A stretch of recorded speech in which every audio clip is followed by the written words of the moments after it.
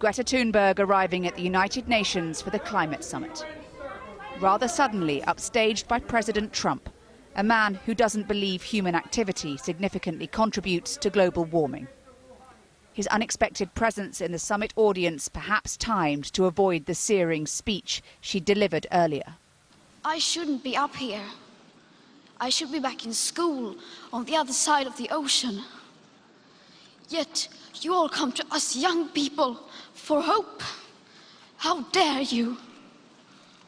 You have stolen my dreams and my childhood with your empty words, and yet I'm one of the lucky ones. People are suffering, people are dying, entire ecosystems are collapsing. We are in the beginning of a mass extinction, and all you can talk about is money and fairy tales of eternal economic growth. How dare you? That speech reflects the growing public outrage over a lack of action on climate change.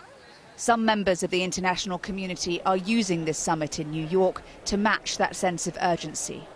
Nature is angry, and we fool ourselves if we think we can fool nature, because nature always strikes back, and around the world, nature is striking back with fury. But huge hurdles remain.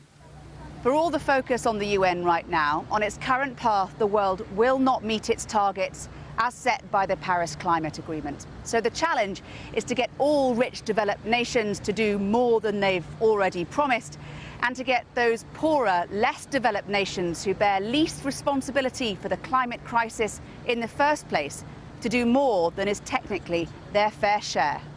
That includes countries like Costa Rica, whose energy supply is almost 100% renewable. The one thing we need to change the most in individuals, corporations, governments is willpower. That's the key thing.